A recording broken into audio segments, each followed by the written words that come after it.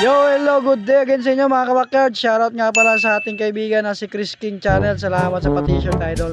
So for today's video mga kabackyard is meron tayo pupuntahan yung kaibigan natin si Remil Vlog.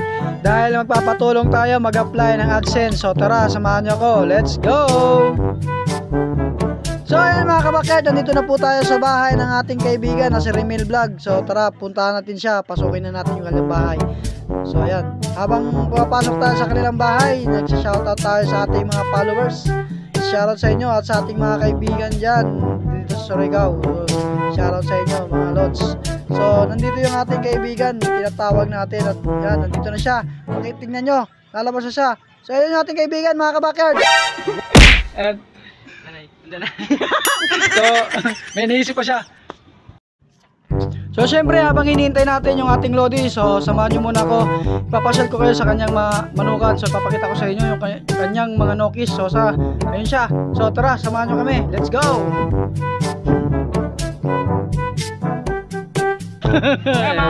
Ayan. Soon farm na to. Yan, di pa tapos oh. Wala kasi tayong nakakapagod kasi. So tara mga kabackyard, ililibot ko muna kayo sa kanyang manukan. So ayan yung kanyang mga ginagawa dito. So hindi pa niya natatapos. So ayan yung kanyang mga sisiw na bagong pisa, yung 5 piraso. So tara, tagyan natin. Wow, wow. Anong ang pinares natin dito, yung Raptor Rounded ni Sir Paul. Ang tatay nila yung pumpkin black natin. Ang tatay kasi ni pumpkin black is buyugin. Kaya wow, ito na yung throwback. Sinasabi nilang throwback mga kanogis. Wow, napakaganda mga. So yan nga pala yung mga bago niyang pisang sisiw mga kabackyard. So yan po, meron pa po ditong papakita natin sa inyo yung naglilimlim yung kanyang kanawayon hats. Yan po yung kanyang kanawayon hats mga kabackyard. So yan po yung kanyang mga manok dito. So tara, ililibot ko pa kayo sa iba. Yan po yung kanyang kanawayon na straight comb. Napakaganda, napakapogi. Carbon Lodi talaga, sana all. So meron pa tayo yung dito ipapakita sa inyo mga kabackyard. So tara, let's go.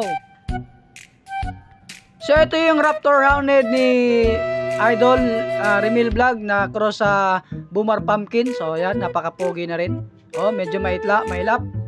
So ito yung kanyang pumpkin black mga kabackyard. Ito yung one time winner niya ng pumpkin black. So ayun nga mga kabackyard, so hindi masyado okay yung karamdaman ng kanyang pumpkin black dahil merong iniindang sakit. So okay na rin niya, pinainom na rin daw niya ng gamot. So lilibot ko pa kayo sa iba ng maalaga. So tara, let's go, samahan niyo ako mga kabackyard. So ito yung kanyang kanadom na 5 months old mga kabackyard. Tingnan nyo, napakaganda naman, napaka-astig ang taas ng tayo. O yan mga kabackyard, sa mga hindi naniniwala na 5 months pa yan. O ito yung talisayin na 6 months old. Napaka-pogi rin ito mga kabackyard. Yan yung niregalo sa kanya ng kanyang kaibigan. Sana all nireregalohan. Baka naman!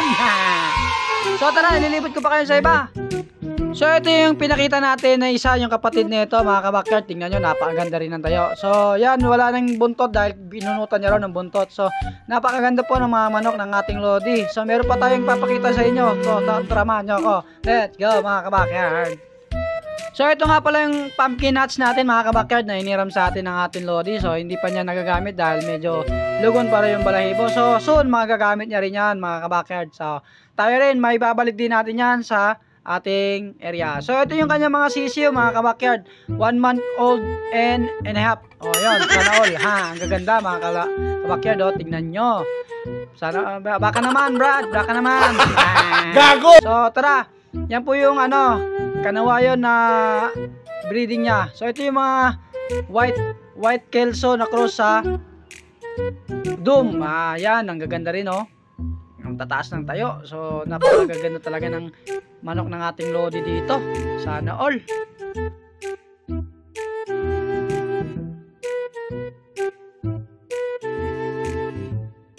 So ayun mga kabackyard, hanggang dito na lang po yung ating video. So yung pag-apply ko ng AdSense tapos na pala. So maraming salamat nga pala sa ating Lodi. Yan na ang ating Lodi. So yan, kukuha na po siya ng kanyang anak dahil uwi na ng kanyang anak. Hanggang dito na lang po mga kabackyard. Pakipollow na lang po Richard Vlog. Hanggang sa muli. Paalam. Bye bye. See you next vlog.